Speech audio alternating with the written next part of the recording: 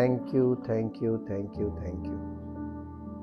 परमपिता परमेश्वर, हम धन्यवाद के साथ आपके पास आकर आपका धन्यवाद करते हैं। हृदय की गहराइयों से आपको धन्य कहते हैं, क्योंकि आप धन्यवाद के योग्य हैं, महिमा के योग्य हैं, आदर के योग्य हैं। हाँ पिता परमेश्वर, आपने अपने पुत्र के द्वारा हमारे जीवन को ऐसी आशीषों से भरे जीवन के लिए चुना है। जब हम उस बलिदान को, जो आपके इकलौते पुत्र प्रभु यीशु मसीह का हम सब के पापों के लिए हुआ है, उसको ग्रहण करते हैं और उसके नाम से अपने जीवन की शुरुआत करते हैं, उसको समर्पित होते जाते हैं और अपना पूर्ण समर्पण जब तक नहीं करते तब तक हम आपके स्वर्ग राज के वारिस नहीं हो सकते। पिता परमेश्वर, आपके पवित्र वचनों के लिए जो पवित्र आत्मा के द्वारा हमें प्राप्त हो रहे हैं, हम धन्यवाद करते हैं। हम केवल सुनने वाले नहीं, बल्कि इन बातों को अपने हृदय में रखकर इन्हीं के अनुसार सोचने और बोलने और चलने वाले बने, ताकि हम सबका जीवन आपके पुत्र प्रभु यीशु मसीह के द्वारा आपकी महिमा का कारण बने और सारी महिमा आपको मिले। इस प्रार्थना को आपके इकलौते पुत्र प्रभु यीशु मसीह के नाम से मांगते हैं, आमीन। Praise the Lord. The voice of God session 23 आज 23वां भाग हो गया है और आज हम लोग एक और विषय को जो नया आपके लिए है उसे शुरू कर रहे हैं। Knowledge, wisdom, understanding. नॉलेज का मतलब होता है ज्ञान, विजडम का मतलब होता है बुद्धि और अंडरस्टैंडिंग का मतलब होता है समझ। ज्ञान, बुद्धि, समझ एंड इनसाइट और अंतर्दृष्टि। आज के भाग में अंतर्दृष्टि की परिभाषा आपको नहीं मिलेगी, क्योंकि आपको ये तीन बातें पहले समझनी है। इन तीनों का ही कॉम्बिनेशन होता है इनसाइट। और जैसा मैंने आपको कल बताया था कॉम्बिनेशंस के बारे में, थोड़ी देर के लिए अभी इसको शुरू करने से पहले आपको कॉम्बिनेशन के, ताकि आपके माइंड में ये पता चले what is the meaning of combination. हम कॉम्बिनेशन की बात क्यों कर रहे हैं? कॉम्बिनेशन क्या चीज है?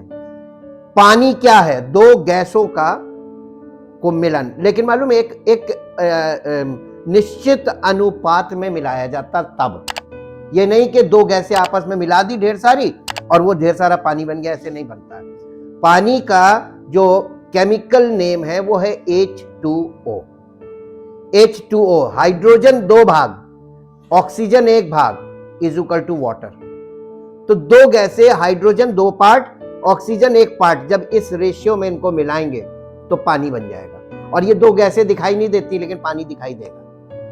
पानी आप छू सकते हैं, इन दो गैसों को आप छू भी नहीं सकते। तो आप देखिए कि दो ना दिखाई देने वाली चीजों से एक कॉम्बिनेशन से एक ऐसी चीज बन जाती है जो दिखाई देती है। ऐसी ढेर सारी चीजें हैं, वो कॉम्बिनेशन। हम लोग जो मेडिसिन खाते हैं वो भी कई सॉल्ट का कॉम्बिनेशन ही होता है। कई सॉल्ट के कॉम्बिनेशन से एक टैबलेट बनती है। तो आपकी लाइफ में और हमारी लाइफ में प्रतिदिन और प्रति क्षण हम लोग कॉम्बिनेशंस में ही चीजों का इस्तेमाल कर रहे हैं। लेकिन हम लोगों के माइंड में भी कॉम्बिनेशन होना चाहिए, हमारी लाइफ में भी। मनुष्य, हमने आपको बताया ना, देह, प्राण, आत्मा, ये भी एक कॉम्बिनेशन है जो हम दिख रहे हैं। और जब मनुष्य की शारीरिक मृत्यु हो जाती है तो उसका शरीर वाला पार्ट मर गया। अभी इसके दो पार्ट हैं, आत्मा और प्राण। ये अनसीन हो गए हैं, ये नहीं मरते और ये अनसीन हो गए, अब ये दिख नहीं रहे। कॉम्बिनेशन में जब तक बॉडी थी तो वो व्यक्ति दिख रहा था, उसकी प्राण जो है उसके शरीर में थे, लेकिन प्राण निकल गए। शरीर मरा, प्राण निकल गए। अब वो कॉम्बिनेशन टूट गया, लेकिन वो व्यक्ति, उसका प्राण अभी भी है। इसीलिए लोग शांति पाठ करते हैं, मालूम है मरता नहीं है। और परमेश्वर का वचन इन्हीं सब बातों के विषय में सत्य बता रहा है। आपके पास जो कुछ भी आफ्टर डेथ को लेकर जो कुछ भी थॉट्स हैं सांसारिक, वो सब गलत है। जब तक परमेश्वर की आत्मा और परमेश्वर के वचन के द्वारा आपको सत्य पता चलेगा कि मनुष्य का प्राण क्या है, मनुष्य की आत्मा क्या है और यह आत्मा प्राण का कॉम्बिनेशन क्या है, और इसीलिए आपको ये पता चलेगा कौन व्यक्ति मसीह में है कौन नहीं है, इसी से पता चलता है कॉम्बिनेशंस को। अब हम आज जो कॉम्बिनेशन शुरू कर रहे हैं ये हमारे प्राणों का पार्ट है, और ये हमारे जीवन में बहुत मुख्य काम करता है, और वो है नॉलेज, विजडम एंड अंडरस्टैंडिंग, ये combination, and insight. What are the differences, इनमें आपस में अंतर क्या है। आपको सब एक सा लगेगा, लोग कहते हैं इनके पास ज्ञान नहीं है, इनके पास बुद्धि नहीं है, इनके पास समझ नहीं है। इन तीनों को इंटरचेंजेबली यूज करते हैं, जैसे प्राण और आत्मा को करते हैं, वैसे ही बुद्धि, समझ, ज्ञान को भी इंटरचेंजेबली यूज करते हैं, किसी की जगह कुछ भी बोल देते हैं। लेकिन ये ऐसा नहीं है। हम इसी बात को आज सीखेंगे। सबसे पहला है नॉलेज। नॉलेज, बच्चे को आप स्कूल क्यों भेजते हैं? नहीं, नॉलेज के लिए नहीं भेजते। हाँ, जान वहां पे जाके सीखेगा। तो सीखना और सीख कर अपने माइंड में उसको एक्वायर करना, इसी को नॉलेज बोलते हैं। पहले जमाने में जब स्कूल नहीं हुआ करते थे तो बच्चे कहीं कहीं जाके कुछ कुछ काम सीखते थे, इंडस्ट्रियस होते थे लोग, तो उनके घर के अगर बिजनेस है तो वो बच्चे बिजनेस में अपने बाप के साथ लग जाते थे। और जो बच्चे के जो गरीब लोग होते थे, जिनके पास अपना कारोबार नहीं होता था, वो दूसरे के यहाँ जाके काम करते थे बच्चे। और आज भी गांव में ऐसा होता है, बच्चे स्कूल कम जाते हैं, कहीं कहीं काम करते हैं। तो ये जो काम कर रहे हैं, ये भी this is also a knowledge, they are gaining knowledge, वो उसको सीख रहे हैं। तो किसी भी प्रकार का कुछ सीखना और उसको नॉलेज बोलते हैं। नॉलेज एक्वायर की जाती है, यानी प्राप्त की जाती है, ग्रहण की जाती है। क्या मैं आपसे क्वेश्चन पूछूं कि क्या कोई किसी को नॉलेज दे सकता है? क्यों? नॉलेज देने वाली चीज नहीं है, लेकिन प्राप्त करने वाली चीज है।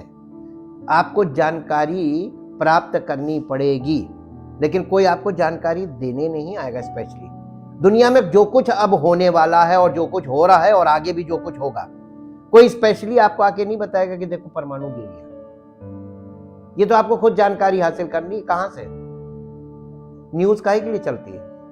लेकिन आजकल के लोग न्यूज में नहीं, बल्कि सोशल मीडिया में बिजी रहते हैं। उन्हें ये नहीं पता कि दुनिया में क्या चल रहा है, कहां क्या हो रहा है, कुछ नहीं मालूम। और दिस टाइप ऑफ बिलीवर्स, इस तरीके के जितने भी विश्वासी हैं, वो अनअवेयर्ड हैं। और नए नियम में लिखा हुआ है कि तुम्हारे लिए, यानी जो सच्चे मसीह हैं उनके लिए लिखा था कि तुम औरों की नाई सोते ना रहना, बल्कि सतर्क रहना।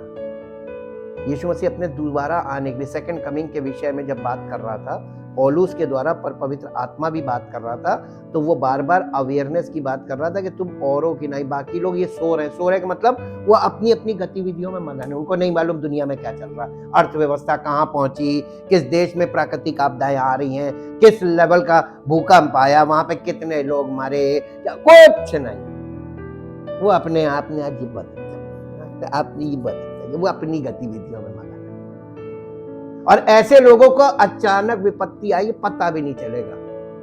अब फिर जब निपट गए तो कहेंगे तुमने मैं बताया क्यों? सो लो,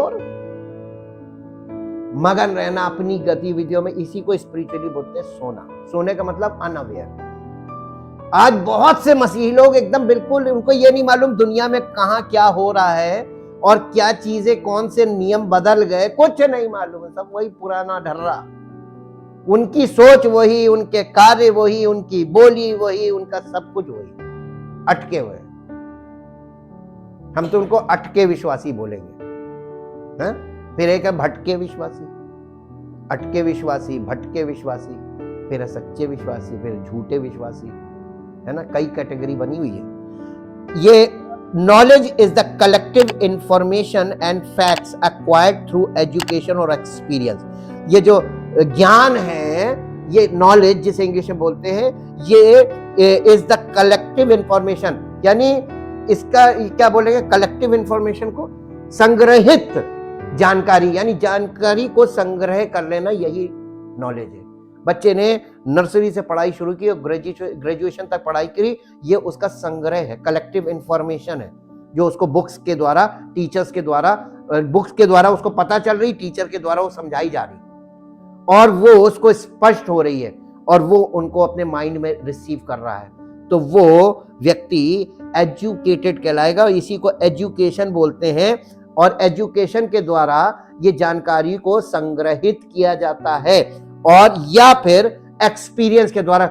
ज्ञान दो प्रकार से आपको मिलता है, एजुकेशन के द्वारा या एक्सपीरियंस के द्वारा। एजुकेशन भी जरूरी है और एक्सपीरियंस भी जरूरी है, लेकिन ये दोनों चीजें अलग हैं। जो बच्चे पढ़े लिखे नहीं होते हैं और बचपन से कोई टेक्निकल लाइन पकड़ लेते हैं, वो भी बहुत अच्छे एक्सपीरियंस होल्डर होते हैं, अपनी फील्ड में माहिर माने जाते हैं और नाम होता है उनका, काम भी वो बढ़िया करते हैं। तो बिना एजुकेशन के भी वो एक्सपीरियंस से काम करते हैं। लेकिन अगर वही व्यक्ति बचपन से जो काम में मन लगा के काम को सीख रहा है बाय एक्सपीरियंस, अगर वो एजुकेशन के साथ उसको वो चीज ट्रेनिंग दे दी जाए तो इंजीनियर बन जाएगा, है ना। तो उसकी लाइफ में इंजीनियरिंग का मतलब क्या है कि एजुकेशन के साथ स्किल को जोड़ दिया जाए तो ये बन गई इंजीनियरिंग या टेक्निकल ट्रेनिंग, और इसका मूल्य ज्यादा हो गया।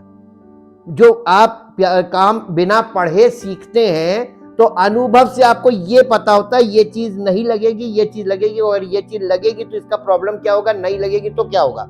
सिर्फ जानकारी आपको है, लेकिन अगर कोई आपसे सवाल पूछ रहे कि ये क्यों नहीं लगेगी, ये क्यों नहीं, आप नहीं बता पाएंगे।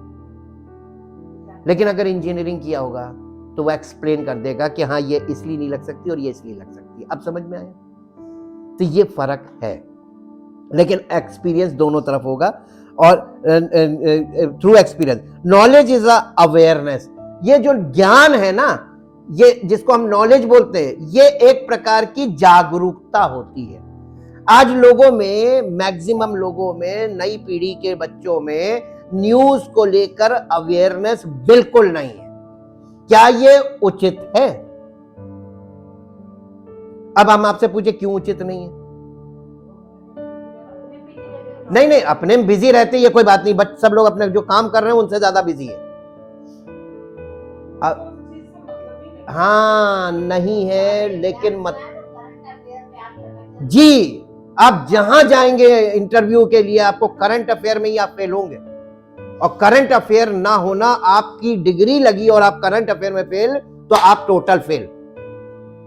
ये अच्छी बात नहीं है। तो आपको न्यूज से अवेयरनेस होनी चाहिए, आपको जानकारी होनी चाहिए कहाँ क्या हो रहा है, और डेली का डेली पेपर भी पढ़ना चाहिए। आप न्यूज मत देखिए कोई बात नहीं, लेकिन सवेरे पेपर जरूर पढ़ लीजिए, डेली का डेली। तो आपको करंट अफेयर्स तो पता चलते रहेंगे। फिर बहुत सी चीजें जो लगातार चलती हैं, बहुत से मसले, तो उनके अपडेट्स आते रहते हैं न्यूज पे, तो वो देखा जाता है। और ये सब हमारी लाइफ में बहुत इंपॉर्टेंट पार्ट्स हैं। लेकिन लोगों का, जिनका इनसे वास्ता नहीं है, उन्हीं के साथ हादसे होते हैं। वही मुंह उठा के चल देते हैं और आगे जाके उन्हें पता चलता कि अरे आज तो बंद था, तो पता क्यों नहीं किया पहले। आप पेपर पढ़ते होते तो आपको पता चल जाता आज डाइवर्जन लगा है, नहीं जाना है, किधर से नहीं जाना है। लेकिन आप मुंह उठाए चले गए, वहां से 10 जगह घूम के वापस आए, लक्ष्य तक नहीं पहुंचे। ये उन्हीं लोगों के साथ होता है जो अवेयर नहीं है। Awareness is also must.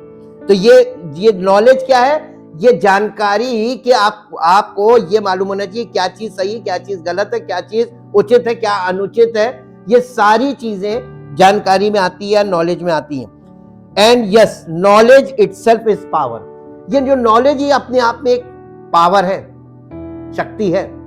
और आप अपनी नॉलेज को कितना भी बढ़ा सकते हैं। और बढ़ाने का मतलब ये होता है updated with the knowledge. Knowledge को बढ़ाना नहीं है, अपडेट रखना है। पहले जमाने में जब पुराना टाइम था तो मेडिकल साइंस कहती थी जल जाओ तो कहती थी पानी नहीं पड़ना चाहिए, छाला पड़ जाएगा।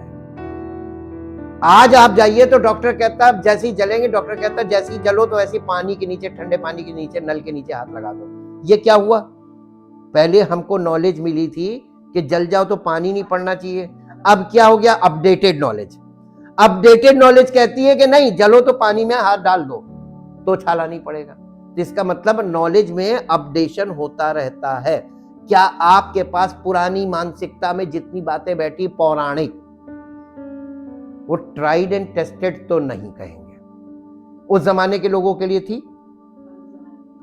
तो अब अपडेटेड वर्जन में कितना वो सही है ये पहले जानकारी, क्योंकि बहुत बार लोग उन चीजों का प्रयोग करते हैं जो हो सकता है उस जमाने में तो ठीक थी लेकिन आज नहीं है, तो आपको नुकसान होगा, रिएक्शन भी होगा। इसलिए नॉलेज आपको यह सिखाती है, अपडेटेड नॉलेज, नॉलेज में अपडेशन होना चाहिए। जब आप अपडेटेड रहते हैं विद द नॉलेज, जानकारी से, तो आप उन चीजों को करते हैं जो उस समय उचित होती हैं। तो अपडेटेड नॉलेज का इस्तेमाल कर रहे हैं। क्या आप अपने जीवन में अपडेटेड नॉलेज में आगे बढ़ रहे हैं कि आउटडेटेड? अब किसी पुराने इंजीनियरिंग कॉलेज के टीचर से आप पढ़ेंगे, आज के बच्चे को, अपने बच्चे को पढ़ाएंगे तो उसको सही जानकारी मिलेगी, या लेटेस्ट वाले से पढ़ाएंगे उससे सही जानकारी मिलेगी? क्यों? पुराने वाले में क्या खराबी है? Outdated knowledge and updated knowledge. अब मसीहत में आइए, आप कहां जा रहे हैं? आउटडेटेड नॉलेज के बाद वो कह रहा है हमारे पास इतने साल का अनुभव है, मैं इतना बड़ा हो गया हूं, इतना वो है, मुझसे पूछोगे, मुझसे बोल रहे हो। ऐसे वाले जी आउटडेटेड वाले लोग होते हैं, घमंड करते हैं, क्योंकि उनके पास कुछ होता नहीं है, खाली घमंड होता है। अब यीशु मसीह को जब आप देखते हैं कि इतने शास्त्री, फरीसी, बड़े बड़े दिग्गज लोग जो लर्नेड पर्सन थे वो थे, और यीशु मसीह जब आया तो एकदम जवान लड़का, 30 साल का, पवित्र आत्मा से भरा हुआ। उसकी बात किसी ने मानी? शास्त्री फरीसियों ने, और ना किसी को मानने दी। अच्छा, तुम भी उसके चेले हो गए, तुम भी वहां जा रहे हो? ऐसी लोगों को ताने मारते थे कि लोग डर के मारे बताते ही नहीं थे कि हम उसके पास गए थे। इसी कारण निकोदेमुस रात को यीशु मसीह के पास गया ताकि कोई देख ना ले, क्योंकि वो यहूदियों का हेड था। उसने रात को जाकर कहा कि मुझे मालूम है कि तू परमेश्वर की ओर से गुरु। एक बुढ़ा आदमी, वो एजेड था, और क्योंकि उसने बोला मनुष्य बूढ़ा हो गया तो क्यों कर दोबारा जन्म ले सकता, इससे पता चलता है कि वो बुढ़ा था, और वैसे भी वो बहुत सीनियर पर्सन था। यीशु मसीह जवान था, तो वो यीशु मसीह से अपडेटेड पर्सन के पास गया था। Jesus is the updated person in the kingdom of God, in the whole universe till now. आज तक वही है, उससे वही प्रथम है। तो आप परमेश्वर तक पहुंच ही नहीं सकते बिना यीशु मसीह से वार्तालाप हुए। द्वार भी वही, ठीक। अब आप देखिए, वो एकदम अपडेटेड वर्जन था अबाउट गॉड, और जो शास्त्री फरीसी उस जमाने के थे, they are the outdated version of God about the knowledge of God. Knowledge word आ रहा है, उनके पास परमेश्वर ज्ञान, वो ज्ञान नहीं था जो यीशु मसीह के पास। एक जगह शास्त्रियों ने बोल भी दिया, बिन पढ़े इसे ये विद्या कहां से आ गई? परमेश्वर का ज्ञान ऊपर से उतरता है, किताबी ज्ञान नहीं है, ठीक। अब हम देखिए सेकंड पॉइंट पे आते हैं, विजडम। विजडम का मतलब होता है बुद्धि। ये पढ़े लिखों के पास भी होती है और अनपढ़ों के पास भी होती है, इसमें एजुकेशन का कोई काम नहीं। ये आपके पास एक बुद्धि है और ये सबको परमेश्वर ने अलग अलग दी है। Wisdom is the quality of having good judgment based on knowledge। ये जो बुद्धि है, ये एक प्रकार का जजमेंटल पावर है जो ये डिसाइड करती है कि उचित क्या, अनुचित क्या, सही क्या, गलत क्या। ये हमारे माइंड में ये सबसे इंपॉर्टेंट काम इसी का है। और ये actually wisdom is the source of क्या बोलेंगे, सोर्स ऑफ डिसर्नमेंट ऑल्सो। ये इसके अंदर परख भी होनी चाहिए, ये परखती भी है। तो is the quality of having good judgement based on knowledge. It is popularly known as the ability to decide. हाँ, ये देखिए आगे लिखा हुआ, ये ज्यादातर इसे इस तरीके से जाना जाता है विजडम को, क्योंकि इसके अंदर परखने की सामर्थ्य होती है। वाइज आदमी ये पहले से परख लेता है कि ये प्रॉब्लम है और ये आने वाली प्रॉब्लम है, और अभी ये है और आने वाली प्रॉब्लम ये है। वो आने वाली चीजों को भी समझता है और जो प्रेजेंट है उसको भी समझता है और पास्ट को भी समझता है कि पहले क्या था। ये बुद्धि है, इसी को विजडम बोलते हैं। इसमें डिसर्नमेंट पावर होती है। If knowledge is power, wisdom is your choice to use और अप्लाई दैट पावर। अगर ज्ञान या नॉलेज वो पावर है, तो विजडम वो चीज है जो ये बताती है कि कहां उस ज्ञान का इस्तेमाल और कैसे करना है, कब और कैसे और कहां करना है। फॉर एग्जाम्पल, एक टेक्निकल आदमी को आपके लिए, मान लीजिए एक पूरा सिस्टम ब्रेक हो गया, चलते चलते मशीन रुक गई, काम नहीं कर रही है, बड़े बड़े इंजीनियर उस पर फेल हो सकते हैं, हो सकता फेल हो जाए, क्योंकि उनके पास किताबी ज्ञान है। लेकिन एक मिस्त्री आएगा, खट से कुछ कर देगा, ऐसे खोला बांधा, कुछ नहीं किया उसने, आप देखते रहेंगे अरे आपने कुछ भी नहीं किया, और वो खट से वो चीज काम करने लगेगी। हो सकता है कहीं कुछ फंस ही गया हो, जरा सा कुछ फंस जाएगा मशीन में, मशीन चलेगी नहीं, वो हमिंग करेगी। उसने वो आके उस चीज को निकाल दिया, खट से चलने लगी। अब आप उससे कहेंगे पैसे कितने हुए, तो वो पैसे बताएगा, तो आप कहेंगे इतना पैसा कैसे, तुमने किया तो कुछ नहीं, यही बोलेंगे ना। तो क्या आपने, उसने, मशीन नहीं चल रही थी, उसने चल गई, आपको मशीन चलने से मतलब है, या कि उसने क्या किया क्या नहीं किया, क्यों नहीं किया, आप उसकी बारीकी में क्यों जा रहे हैं? पे द प्राइस। उसने हो सकता कुछ नहीं किया हो, लेकिन कहीं पर कुछ फंसा था, उसने निकाल दिया, ये स्किल थी। आपको पैसा, उसको मजदूरी भी देनी प्लस उसको स्किल का, तो स्किल का पैसा लोग नहीं देते, मजदूरी दे देते, आप सर्विस चार्ज दे देंगे, है ना, यही होता है। और ये उसके पास विजडम और नॉलेज दोनों चीजें आ गई, तब वो उसने ये काम किया। आप क्यों नहीं कर पाए? क्योंकि आपके पास नहीं, आपके पास हो सकता नॉलेज हो, विजडम ना हो। कहां हो सकती प्रॉब्लम, क्या हो सकती है, ये विजडम है। ठीक, नॉलेज का उचित प्रयोग विजडम कराती है। लोगों के पास, किसी के पास नॉलेज है तो किसी के पास विजडम है। अब कोलैबोरेशन में ही काम होगा, कॉम्बिनेशन में, तो कॉम्बिनेशन ही तो आजकल पटरी नहीं खाती ना। तो आप मिल के कोई चीज शुरू करेंगे और दोनों विजडम और नॉलेज लड़के अलग अलग हो जाएंगे, बेकार हो जाएंगे, दोनों फेल हो जाएंगे। मिलके ही काम होगा। कलीसिया में प्रभु यही सिखा रहा, पवित्र आत्मा के द्वारा उसने अलग अलग वरदान क्यों दिए, ताकि कॉम्बिनेशन में ये वरदान काम करेंगे बॉडी में। और अगर कोई व्यक्ति कहे नहीं अरे मुझे ये वरदान मिला, निकल के बाहर चला जाए अपना खोलने, वो सीज हो जाएगी गिफ्ट। लिख लीजिए मुझसे, मैं आपको ये सब दिखाऊंगा। अभी आपको सिर्फ ये बता रहे हैं कि क्या है क्या नहीं है। तीसरा है अंडरस्टैंडिंग। अंडरस्टैंडिंग जिसे समझ बोलते हैं। Understanding is the ability to understand once knowledge and choices.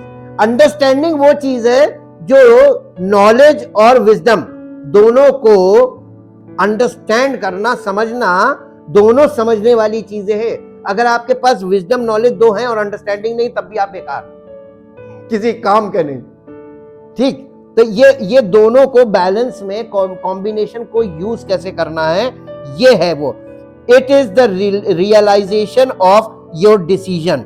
ये जो अंडरस्टैंडिंग है, ये आपका रियलाइजेशन है, जो आप निर्णय लेते हैं, उस निर्णय का ये वास्तविक वो है कि आपने वास्तव में ये निर्णय लिया है कि मैं ऐसा नहीं करूंगा। This is what understanding. आप गलत कर रहे हैं जिंदगी में, आप फेल हो रहे हैं। जब आप यहाँ आए, आपको पता चला ये चीज करनी गलत है, ये परमेश्वर पसंद नहीं करता, तो आपको क्या करना चाहिए? रियलाइज करना चाहिए, यानी इस चीज का एहसास करना चाहिए, हाँ गलत है। पहली चीज तो अपने अंदर इस बात को ग्रहण कीजिए कि हाँ ये गलत है। दूसरी बात कि अब इसका इस्तेमाल हम ऐसे नहीं करेंगे, जैसे हमने कल प्रार्थना के विषय में बताया। तो यीशु मसीह ये बात बहुत सालों पहले बोल गया था, हाँ, अपनी सेवकाई की शुरुआत में बोल गया था। यही आधारभूत शिक्षा है मसीही जीवन की। आज कोई नहीं मान रहा, सब वही कर रहा है जो मना करके गया, और जो चीजें उसने बोली वो कोई नहीं कर रहा, तो झूठी मसीहत तो वैसे ही हो गई। इसीलिए उसकी सामर्थ, उसका प्रेम, उसका अनुग्रह कहीं नहीं दिखा, सब fail. It is knowledge and wisdom put into action. ये समझ ही है जो नॉलेज और विजडम को प्रभाव में कन्वर्ट करती है, यानी एक्शन में कन्वर्ट कर देती है। आपके पास नॉलेज है और विजडम है और अंडरस्टैंडिंग नहीं है, तो एक्शन नहीं होगा, आप उस चीज को यानी स्टेप आउट नहीं करेंगे। ठीक, अब इसी के देखिए, if knowledge is power and wisdom is your choice to use that power, understanding is the execution of your choice to use that power. अगर जो नॉलेज है, जो वो ज्ञान है, वो पावर है, और विजडम हमारा निर्णय है, हमारी चॉइस है, हमारी इच्छा है कि हमको इसको कैसे, इस पावर को या इस जानकारी को कैसे इस्तेमाल करना है। Understanding is the execution of your choice to use that power. तो समझ वो चीज है जो ये बताती है कि हमको इसको कहां और कैसे यूज करना है। We develop understanding when we practise that we preach.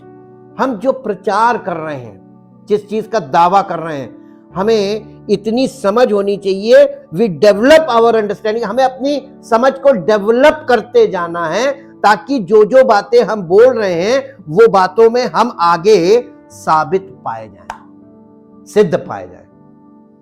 वरना दुनिया में सब लोग बड़ी बड़ी डींगे मार रहे हैं, साबित कहीं नहीं हो रहा है। और मसीही जीवन जब तक साबित नहीं है वो झूठा है। ज्ञान ज्ञान कार्यों के द्वारा प्रमाणित होता है, यीशु मसीह ने बोला था। बुद्धि अपने कार्यों से प्रमाणित होती है। बुद्धि का मतलब है wisdom. Wisdom is always proved by action, और अंडरस्टैंडिंग के बिना एक्शन हो नहीं सकता। मैं आपके साथ कुछ पद शेयर करूंगा आज के लिए, जैसे मेरे साथ निकाल लीजिए, हिंदी और इंग्लिश दोनों में पढ़ेंगे इसको, पहले हिंदी में फिर इंग्लिश में।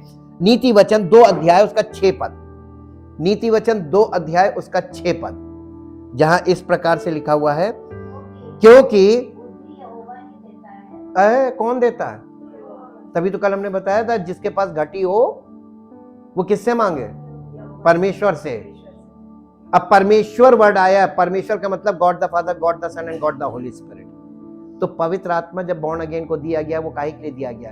ताकि यीशु मसीह के और पिता के द्वारा, पिता का प्रेम, प्रभु यीशु मसीह का अनुग्रह हम पर बना रहे और हम बुद्धि प्राप्त करें।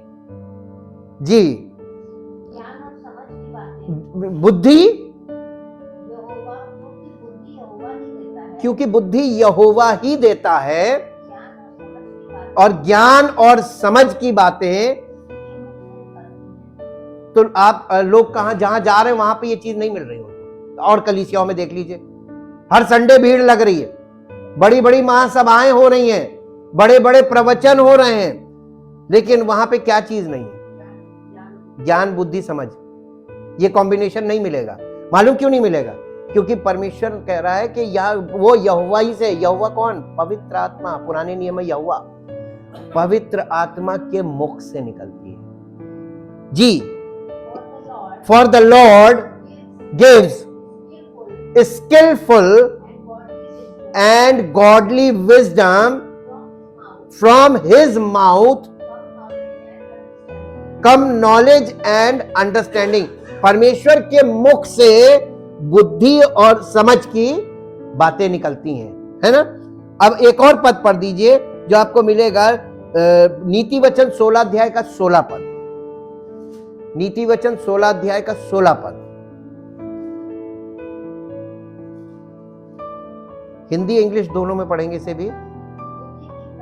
बुद्धि की प्राप्ति, चोखा सोना क्या होता है?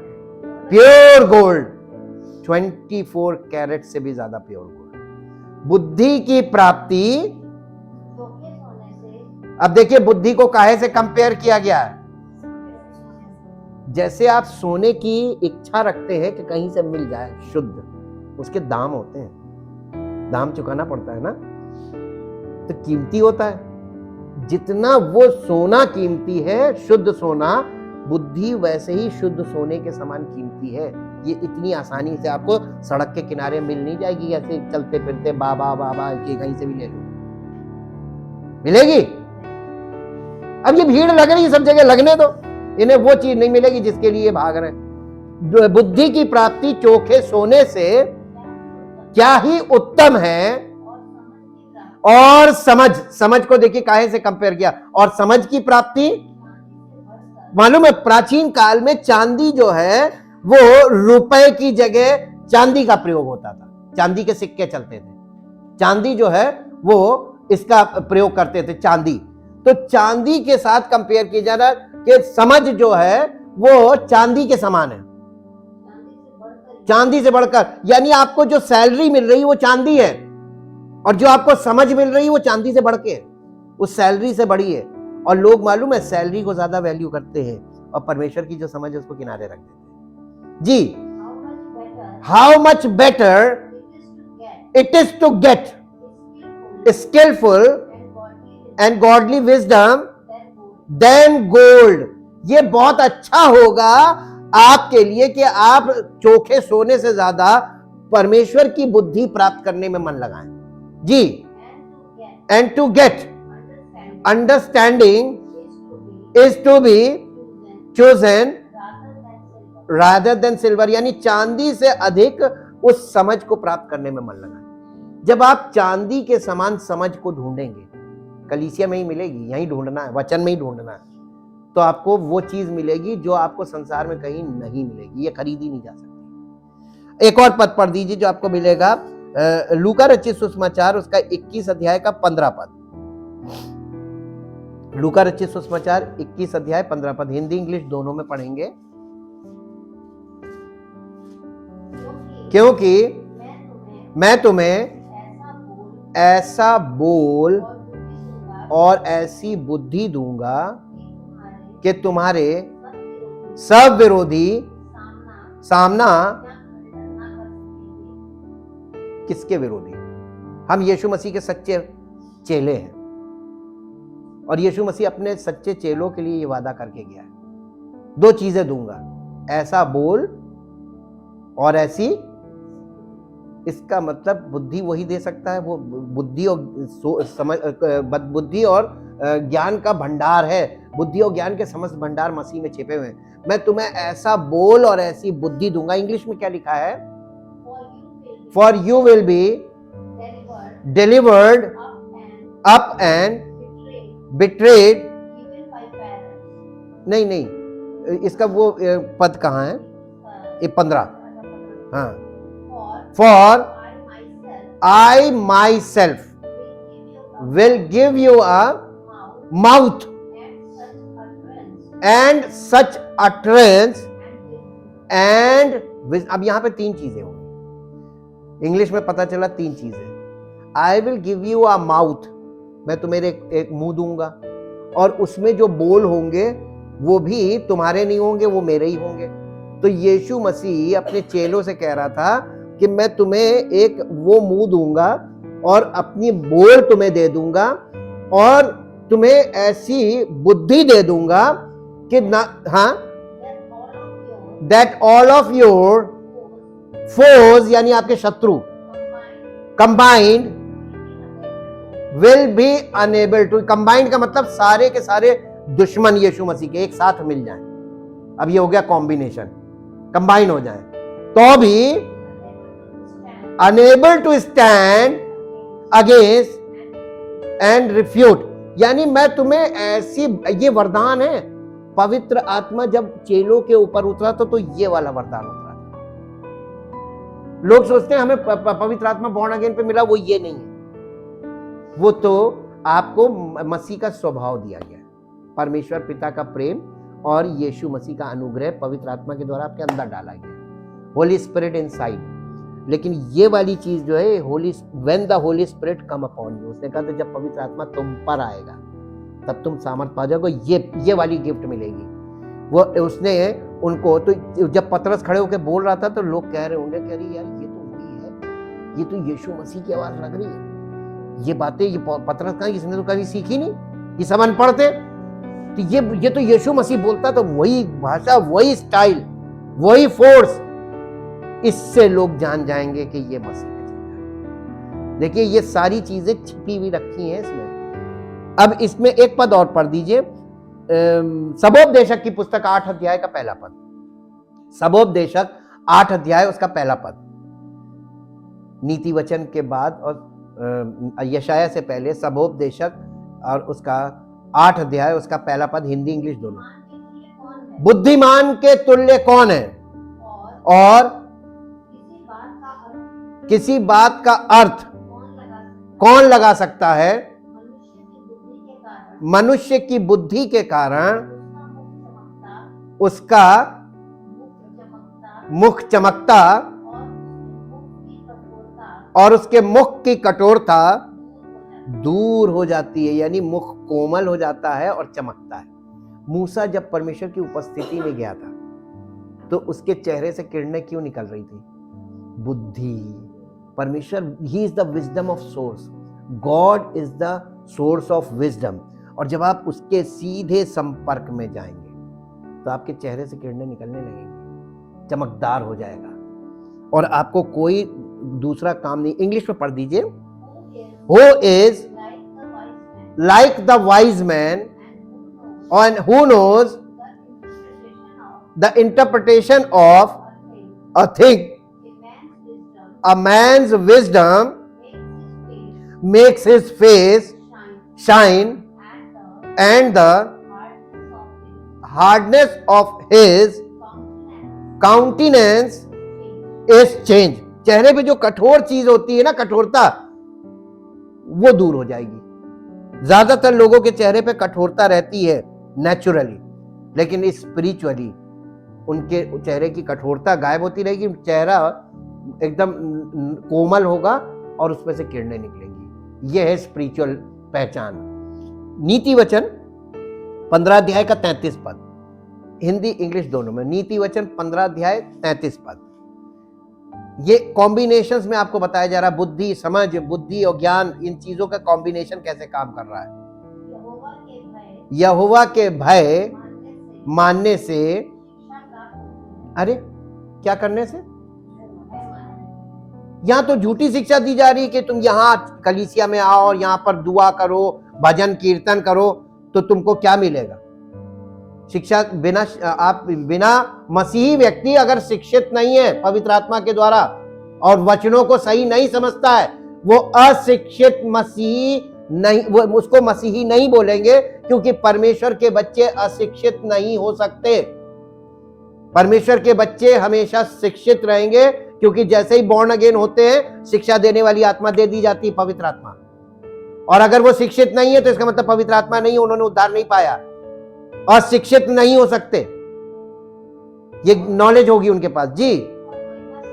और महिमा से पहले नम्रता आती है, और घमंड आ रहा है तो इसका मतलब साफ है कि ये परमेश्वर के बच्चे नहीं, और ना ये वो ज्ञान है जो परमेश्वर का ज्ञान जिसे कहते हैं जी। इसको इंग्लिश में the reverent and worshipful fear of the Lord brings instructions and in wisdom, and humility comes before honor। हाँ, इसके बाद लास्ट में हम पढ़ेंगे मत्ती रचित सुसमाचार 7 अध्याय उसका 24 पद। मत्ती रचित सुसमाचार 7 अध्याय 24 पद। यहां पे आज का मुद्दा clear.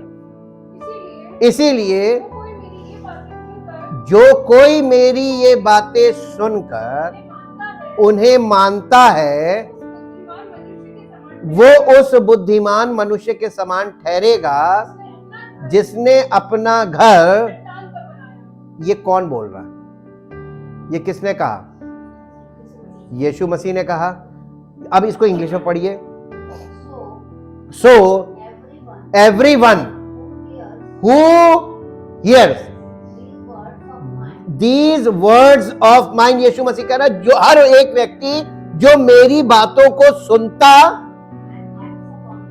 and acts upon them, जो सुन रहा है वो सुनकर उसी के अनुसार कर रहा है, obeying them, आज्ञा मान रहा है, will be like a sensible, prudent, practical, wise man who built his house upon a rock। यानी आधार के ऊपर खड़े हो, यानी किसी चीज को आप शुरू करेंगे तो बिना फाउंडेशन के कैसे शुरू करेंगे। एक्चुअल में यीशु मसीह यहां पर शुरुआती, ये भी एकदम फाउंडेशनल बात है। और ये क्योंकि 7 अध्याय ना, 5 से 7 तक फाउंडेशनल टीचिंग है, और यहां पर यीशु मसीह ये कह रहा है कि मसीही जीवन की शुरुआत फाउंडेशन से होती है, यानी नींव से होती है। और नींव क्या है? यीशु मसीह की वो बातें जो अध्याय 5 से 7 के बीच में कही गई है, इनको जो मानता है वही बुद्धिमान है। अब आप इसको 5 अध्याय से 7 अध्याय तक घर में पढ़िए, होमवर्क, और आप देखिए कि उसने क्या क्या चीज बोली थी। अगर तुम ये करोगे तो ये फाउंडेशन तुम्हारे मसीही जीवन का फाउंडेशन है, और तब तुम आगे बढ़कर मेरे चेले बनोगे। Thank you, thank you, thank you Lord. परमपिता परमेश्वर, हम हृदय से आपका धन्यवाद देते हैं आपके पवित्र वचनों के लिए जो पवित्र आत्मा के द्वारा हमें प्राप्त होते हैं। हाँ प्रभु, हम अपने मन से आपके वचन को इंटरप्रेट नहीं कर रहे, बल्कि पवित्र आत्मा के द्वारा उस सत्य को प्राप्त कर रहे हैं जो सत्य के आत्मा के द्वारा हमें देने का आपने वादा किया था। क्योंकि यीशु मसीह ने कहा था अपने चेलों से कि मैं तुम्हें अनाथ नहीं छोड़ूंगा और एक सहायक भेजूंगा, मैं पिता से विनती करूंगा, तुम्हें एक और सहायक देगा जो सत्य के मार्ग में तुम्हारी अगुवाई करेगा और तुम्हें संपूर्ण सत्य बताएगा और सिखाएगा। हम धन्यवाद करते प्रभु, आप इस वायदे को हम सबके बीच में पूरा कर रहे हैं और हम लोग वो लोग हैं जिनके लिए आप अपना वादा पूरा कर रहे हैं, ताकि आप अपनी कलीसिया को बना रहे हैं और अपनी महिमा को प्रकट करने के लिए हम सबके जीवनों में अद्भुत कार्य कर रहे हैं। चाहते प्रभु आपका कार्य हम सबके जीवनों में पूर्ण हो और आपकी वो महिमा प्रकट हो जो आपके पूर्ण कार्य के द्वारा प्रकट होनी चाहिए, ताकि हम सबका जीवन आपकी महिमा का कारण बने। धन्यवाद के साथ इस प्रार्थना को आपके इकलौते पुत्र प्रभु यीशु मसीह के नाम से मांगते हैं, आमीन। Praise the Lord. परमेश्वर आपको आशीष दे।